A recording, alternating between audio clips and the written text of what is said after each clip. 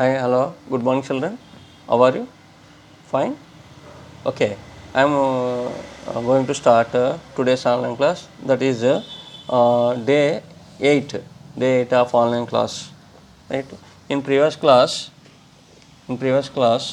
I explained the okay. I explained this exercise, fifth exercise, and properties of integers over subtraction, division. సబ్ట్రాక్షన్లోని డివిజన్లోని మనకి properties గురించి explain చేసాం. ఇప్పుడు ఈ exercise I'm going to explain exercise 6. Fill in the following blanks. -25 divided by how much is 25. -25ని ఎంత divide చేస్తే 25 వస్తుంది. Minus ఇక్కడ ఉంది, ప్లస్ రావాలంటే మైనస్ని ఎంత డివైడ్ చేస్తే ప్లస్ వస్తుంది, మైనస్తో డివైడ్ చేస్తేనే వస్తుంది. ఎందుకంటే మైనస్ బై మైనస్ ప్లస్ అవుతుంది కాబట్టి. ఇప్పుడు 25ని ఎంత డివైడ్ చేస్తే మనకి 25 వస్తుంది, 1 బై డివైడ్ చేస్తే వస్తుంది. సో మనం -1 డివైడ్ చేస్తే సరిపోతుంది. అంటే -25 బై -1 ఈజ్ ఈక్వల్ టు 25 అలా రాసాను చాలు. అలాగే -49 రావాలంటే దేన్ని 1తో డివైడ్ చేస్తే వస్తుంది, అంటే -49 అంతే కదా. చూడండి ఈజీగా అర్థమైపోతుంది. -49 బై 1 ఈజ్ ఈక్వల్ టు -49. మీకు ఇంకోటి చెప్పాను, 0 బై డివిజన్ నాట్ డిఫైన్డ్. 0తో డివిజన్ 50 బై 0 అనుకోండి, నాట్ డిఫైన్. అదే 0 బై 50 అనుకోండి 0 అవుద్ది. 0 బై 50 అవుతుంది, 0 అవుతుంది. అందుకే కింద ఉంది చూడండి, 0 బై 1 ఈజ్ ఈక్వల్ టు ఏమవుతుంది, 0 అవుతుంది. ఓకేమ్మా, అంతే. అదే ఆ ఎక్సర్సైజ్ అక్కడ తోడు అయిపోద్ది. Some practical problems using negative integers. ఈ నెగిటివ్ ఇంటిజర్స్ యూజ్ చేసి కొన్ని సమ్స్ చెప్తాను.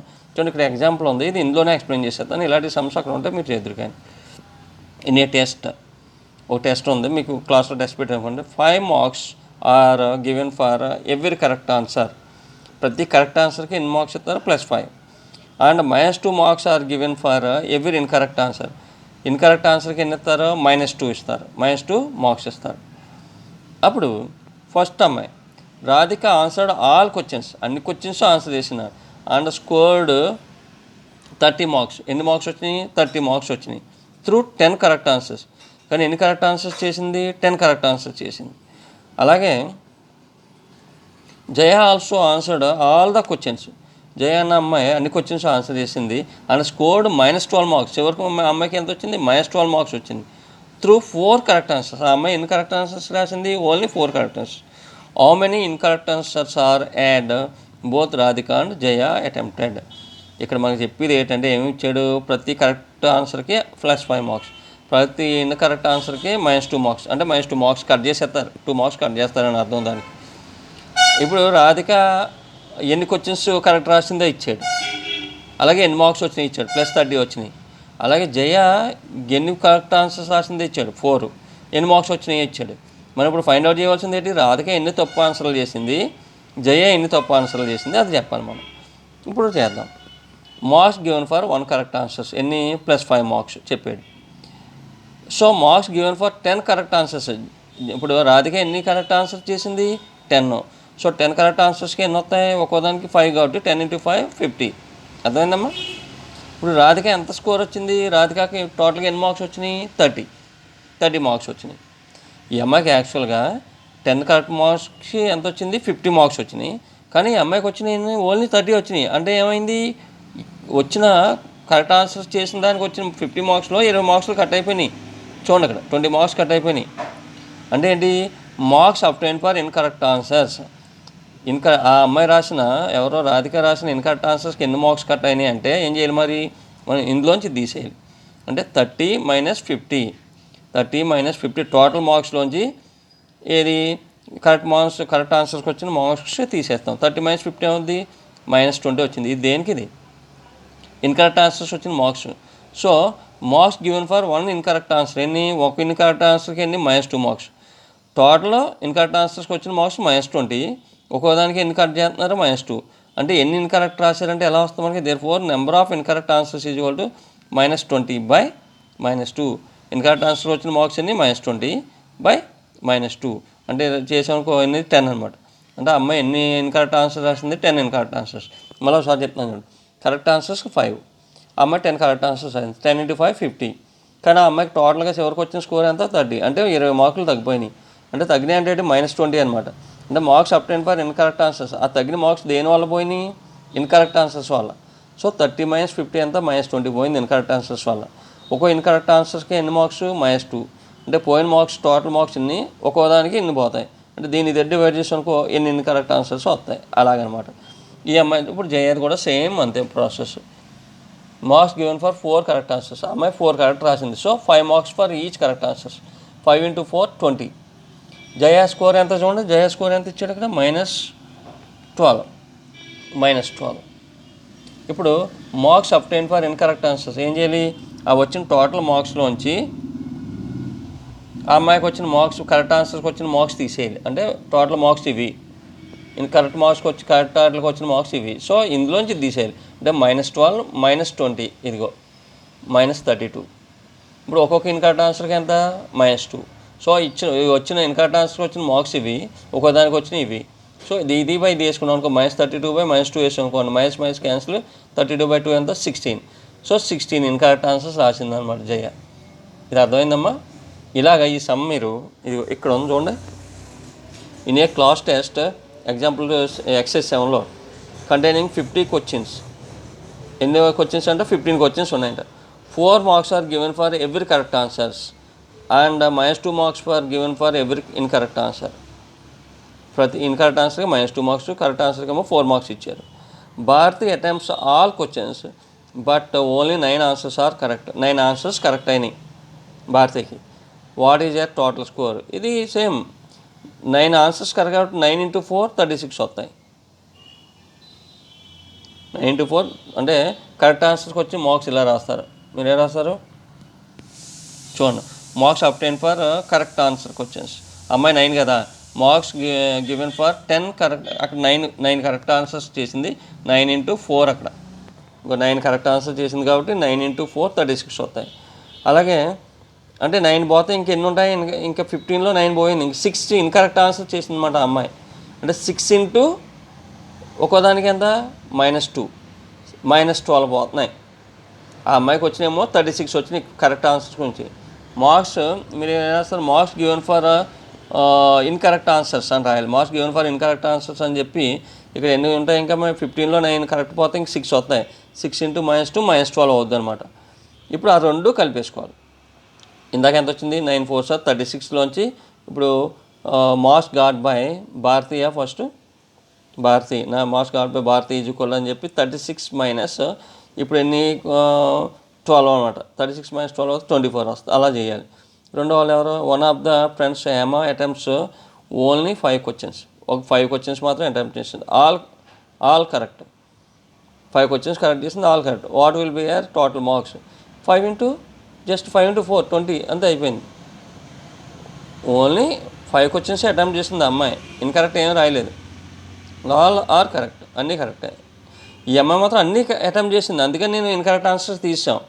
ఈ అమ్మాయి అన్నీ అటెంప్ట్ చేయలేదు, ఓన్లీ 5 క్వశ్చన్సే చేసింది. సో 5 × 4 20 వస్తుంది, అంతే అయిపోయింది సమ్. ఇది హోంవర్క్ చేయండి అమ్మా. ఏం డౌట్ ఉంటే ఫోన్ చేసి అడగండి. నెక్స్ట్ ఇది చూడండి. ఇక్కడ ఈ షాప్ కీపర్ అండ్స్ ఎగ్జాంపుల్ 2 అనమాట. ఏ షాప్ కీపర్ అండ్స్ a profit of ₹1 by selling 1 pen. ఒక పెన్ అమ్మితే ఏమో ₹1 ప్రాఫిట్ వస్తుంది. అలాగే ఇన్కర్స్ లాస్ ఆఫ్ 40 పైస్, 40 పైసలు ఏమో 40 పైస్ ఏమో పెన్సిల్ మీద లాస్ వస్తుంది. ఒక్కో పెన్సిల్ మీద లాస్ ఎంత వచ్చింది, 40 paise. While selling pencils of the old stock. ఇప్పుడు ఇచ్చాడు క్వశ్చన్ ఏంటంటే, in a particular month she incurs loss ₹5. ఆ అమ్మాయికి లాస్ ₹5 వచ్చిందంట. ఇన్ దిస్ పీరియడ్ మొత్తం టోటల్ అనమాట, ఇంకా అమ్మాయికి లాభం రాలేదు, టోటల్గా లాస్ వచ్చింది. In this period she sold 45 pens. అక్కడ ఎన్ని పెన్స్ అమ్మింది, 45 పెన్స్ అమ్మింది. అయితే how many pencils did she sell in this period? ఎన్ని పెన్సిల్ అమ్మింది చెప్పాలి. ఇప్పుడు ముందు ఈ సమయం చెప్పేస్తున్నాను. ఎంత వచ్చిందమ్మా లాస్ వచ్చింది. Profit earned by selling 1 pen ₹1.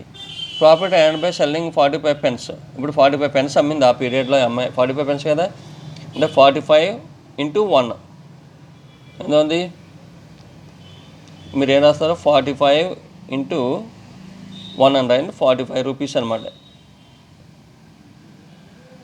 ₹45 అలా రాసుకోండి. 45 అని రాయండి, ఇదంతా అవసరం లేదు. ₹45 అని రాస్తే ఇది రాసుకోండి సరిపోదు. 45 × 1 45. అలాగే టోటల్ లాస్ గివెన్ ఎంత వచ్చింది అమ్మాయికి లాసు? టోటల్గా మైనస్ వచ్చింది. యాక్చువల్గా పెన్స్ అమ్మితే 45 రూపాయలు లాస్ వచ్చింది, కానీ చివరికి ఏమైంది, పెన్సిల్ కూడా అమ్మడం వల్ల ఏమైంది, లాస్ వచ్చింది. ఆ లాస్ని దేంతో డినోట్ చేస్తాం? -5 తోటి డినోట్ చేస్తాం. ఇప్పుడు profit and plus loss incurred ఈ రెండు కలిపేస్తున్నాను. ఇది ప్రాఫిట్, ఇది లాస్, రెండు కలపండి. -5 ఇది ఇక చూడండి -5 profit and total loss minus profit incurred. Loss incurred is equal to loss ఇచ్చాడు కదా, మరి ఇక్కడ చూడండి, ఇది profit plus loss is equal to total loss ఇచ్చాడు. ఇప్పుడు లాస్ ఇన్కర్డ్ ఇది కావాలంటే మనకి దీన్ని ఇటు పంపించేయండి. అంటే total loss minus profit and అంటే -5 -45 అవుతుంది అనమాట. -5 -45 అప్పుడు ఏముంది, -50 వచ్చింది. -50 అంటే ఎంత, -5000 రూపీస్ని మనం పైసలో మార్చాం. ఇప్పుడు ఇది మొత్తం పెన్సిల్స్ అమ్మడం వల్ల అక్కడ అమ్మిన పెన్సిల్స్ వల్ల వచ్చిన లాస్. ఇది loss incurred by selling 1 pencil. ఒక పెన్సిల్ మీద ఎంత లాస్ అవుతుంది, -40 అవుతుంది. సో టోటల్ లాస్ ఇది, ఒక పెన్సిల్ మీద లాస్ ఇది. సో దీన్ని ఇది డివైడ్ చేసినందుకు ఎన్ని పెన్సిల్స్ అమ్మారో వచ్చేది. So number of pencils sold is equal to -5000 by -40 చేస్తే 125 పెన్సిల్స్ వచ్చిందనమాట. అర్థమైందా మీకు? పెన్నులు అమ్మడం వల్ల 45 పెన్నులు అమ్మడం వల్ల 40 రూపాయలు గెయిన్ వచ్చింది అమ్మాయికి. అదే టైంలో అమ్మాయికి టోటల్గా గెయిన్ లేదు, -5 రూపీస్ అంటే లాస్ వచ్చింది 5 రూపాయలు. అలా ఎందుకు వచ్చింది మనకి? పెన్సిల్స్ అమ్మడం వల్ల లాస్ ఎక్కువ వచ్చిందన్నమాట. పెన్స్ అమ్మడం వల్ల వచ్చిన గెయిన్ కంటే పెన్సిల్ అమ్మడం వల్ల వచ్చిన లాస్ ఎక్కువ వచ్చింది. అది ఎంత చెప్తున్నాం చూడండి. ఇదిగో ఒక పెన్సిల్కి ఎంత -5 ఇది అయిపోయింది. Total loss given -5. So profit and plus loss incurred is equal total loss. ఇప్పుడు ఇది కావాలి కాబట్టి దీన్ని ఇటు పంపించేస్తే total loss minus profit and అంటే -5 -45 అంటే -50 వచ్చింది. -5000 ఒక పెన్సిల్ మీద ఎంత అవుతుంది, -40. సో దీన్ని ఇది పెట్టి డివైడ్ చేస్తే ఎన్ని పెన్సిల్ అమ్మారో వచ్చింది. ఆ విధంగానే రెండోది చూడండి. If the next month she earns neither profit nor loss, she sold 70 pens. How many pencils sold? Next month 70 pens అమ్మిందంట. 70 pens అమ్మింది. నైదర్ ఆడేమంటాడా, ప్రాఫిట్ కానీ లాస్ కానీ లేదు. అంటే profit and plus loss incurred రెండు కలుపుకుంటే ఎంత వచ్చింది, 0 వచ్చింది. అసలు ప్రాఫిట్ లేదు, లాస్ లేదు టోటల్గా. Profit and is equal to profit ఎంత వచ్చిందో కావాలనుకో దీన్ని అటు పంపించేయాలి. అప్పుడు ఏముంది, loss incurred.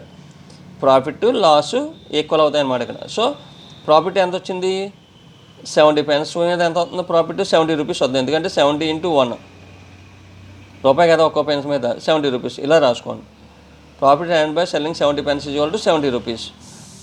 Loss incurred by selling pencils is equal to ఎంత, ఇక్కడ చూడండి ప్రాఫిట్ లాస్ ఈక్వల్ అని వచ్చింది. ఎందుకంటే 0 మనకి ఇన్కమ్, 0 లాస్ కానీ గెయిన్ కానీ లేదు. సో రెండు ఈక్వల్ అనమాట. సో ప్రాఫిట్ 70 రూపీస్ కాబట్టి లాస్ కూడా 70 రూపీస్, -70. దాని పైసలో మార్చనుకో -7000 -7000. అప్పుడు total number of pencils sold is equal to దీన్ని ఒక పెన్సిల్ మీద ఎంత, -40. సో దీన్ని -48 డివైడ్ చేసామనుకోండి, -7000ని 175 పెన్సిల్స్ వస్తుంది. అంటే మనం 175 పెన్సిల్స్ అమ్మితే 70 pens అమ్మినప్పుడు 175 పెన్సిల్స్ అమ్మితే నేదర్ లాస్ నేర్ గెయిన్ ఉంటుంది అనమాట, నార్ గెయిన్ ఉంటుంది. అదేందా అక్కడంట. రెండోది ఏంటి, గెయిన్ కానీ లాస్ కానీ లేదు కాబట్టి ఏముంది, ప్రాఫిట్ ఈజ్ ఈక్వల్ లాస్ అయిపోతుంది. రెండు ఈక్వల్ అయినాయి కాబట్టి సరిపోయింది. కానీ అప్పుడు ఎంత, ఎన్ని అమ్మిందని వచ్చింది, 70 pens అమ్మారని వచ్చింది రెండోది, ఇంకా 70 pens. So gain incurred by selling 70 pens, 70 × 1 70 rupees. Loss incurred by selling pencils is equal to ఇది గెయిన్ లాస్ ఈక్వల్ అన్నాం కదా. సో లాస్ కూడా 70 రూపీసే. దీన్ని మనం ఇందులోకి ఈజ్వల్ అని పెట్టండి చాలు, ఆర్ కాదు ఈజ్వల్ అని పెడితే -7000 అవుతుంది. ఇది పెన్సిల్స్ అమ్మడం వల్ల వచ్చిన లాస్. ఒక పెన్సిల్ మీద ఎంత లాసు, -40. సో టోటల్ లాస్ ఇది, ఒక దాని మీద ఇది. సో దీన్ని ఇది డివైడ్ చేస్తే ఎన్ని పెన్సిల్స్ అమ్మేమో వస్తుంది. ఆ విధంగా అమ్మ రైట్. ఇలాగ మీరు ఇక్కడ ఒక సమ్ ఉంది, మీరు ట్రై చేయండి. సెకండ్ సమ్, సెకండ్ ఉంది, ఏ cement company earns A profit 9 per bag while cement sold and a loss on a white cement అమ్మితే ఏమో ఒక్కో బ్యాగ్ మీద 9 రూపీస్ వస్తుంది. అలాగే grey cement loss by grey cement sold ఒక్కో బ్యాగ్ మీద 5 రూపీస్ వస్తుంది. ఇది లాసు, ఇది గెయిన్. వైట్ సిమెంట్ మీద ఏమో 9 రూపీస్ లాభం అవుతుంది ఒక్కో బ్యాగ్ మీద. గ్రే సిమెంట్ మీదేమో అంటే అది పెన్స్ అనుకోండి, వైట్ సిమెంట్ ఏమో పెన్స్ ప్లేస్లో ఉంది, గ్రే సిమెంట్ ఏమో పెన్సిల్స్ ప్లేస్లో ఉంది. ఇప్పుడు ఇక్కడ ఇచ్చారు చూడండి, the company sells 7,000 bags of white cement and 6,000 bags of grey cement in a month. What is the total its total profit or loss? Total profit ఎంత, లాస్ ఎంత అడిగాడు. అంటే మీరు ఏం రాస్తారు, 7,000 into 90 వేస్తుంటే వైట్ సిమెంట్ మీద గెయిన్ వస్తాయి.